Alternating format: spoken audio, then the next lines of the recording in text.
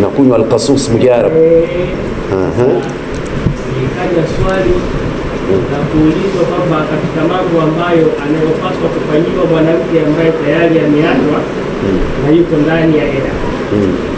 Sasa utapatikana ufafanuzi kwamba anafanyiwa mambo yote kwa muda ambao unaye na yuko, na pia ikiwezekana hata fulani pia una nini. Na hakuna tatizo, muda ukiisha anaondoka. Kwa hili kwa kweli ilikuwa imemchanganya kidogo, na akasema amelitoa katika sherehe katika kitabu cha Imam Uthaymeen.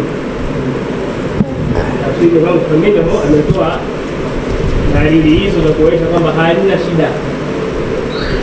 Haya, asante Imam. Swali la mwenzetu kwa namna nilivyomuelewa mimi, anamzungumzia mtalaka aliyekuwa kwenye eda ya rejea, si ndio hivyo Ar-raj'iyya ndio anemzungumzia. Ar-raj'iyya, mwanamke aliachwa taraka rejea, taraka moja ama mbili, ambako sheria imesema mume ndio amtunze. Sasa katika yanayotakiwa kufanywa, alivyosikia baadhi ya mawastazi wenziwe, wastazi anasema anafanyiwa kila kitu na yule mtalaka wake, kwa maana aliyemwacha, na hata ikibidi idghamu, unaweza ukafanya idghamu, idkhalu shay'in fi shay'in. Kwa lugha hii inaeleweka? Una nini? Lakini ukinini kama hujamrejea safi tu na hakuna dhambi, akimaliza eda yake anasepa. Si ndivyo alivyosema hivyo? Kweli, lakini kakosea. Kweli, lakini kakosea. Mwanamke aliyekuwa kwenye talaka rejea, mume wake yule raji'i wake, manake ni raji'iyya na huyu ni raji'iyu.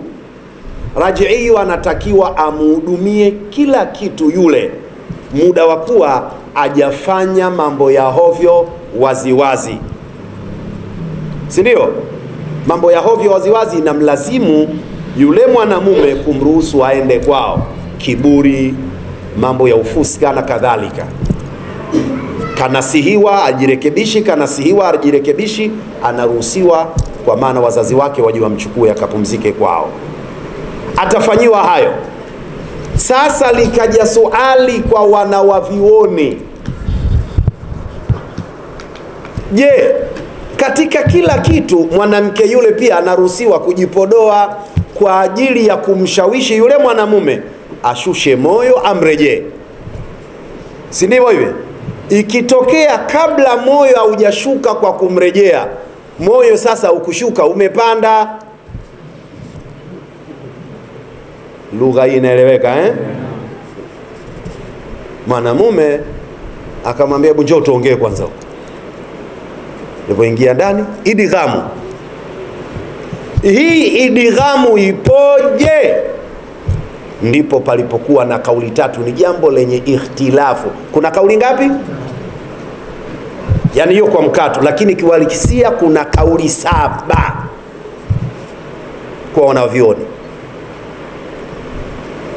Kauli ya kwanza ambayo ndiyo kauli ya Ahnaf ya Sheikh Nu'man ibn Thabit aka Imam Abu Hanifa, akifanza tu nini mwanamume, ile kufanza nini ndio rejea yenyewe. Hiyo ndio kauli ya Imam Abu Hanifa. Kauli ya Imamu Malik kumepokewa kauli mbili. Kauli ya kwanza, ikiwa ile nini aliyofanya lengo lake kurejea, itakuwa rejea, na kama lengo lake sio kurejea, kafanya tu kwa sababu ilipanda, haitakuwa rejea, itakuwa zinaa, itakuwa kazini, kwa sababu ili isiwe zinaa awe mkewe, na wakati hujamrejea nani huyo? Sio mkeo. Kauli ya pili ambao wamepita baadhi ya wanawavioni wa Malik, si mnatuambia arrajiiyatu fi hukmi azauja, aliye kwenye talaka rejea yumo ndani ya hukumu ya mke. Kwa hiyo mimi nilizidiwa, nilichwemba, lakini sikukusudia kurejea, nilikusudia tu kujiweka fiti.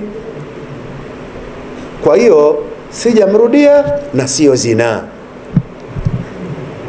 Sijui umenielewa? Wamejitetea kwa sababu arrajiiyatu fi hukmi zauja. Hanabila,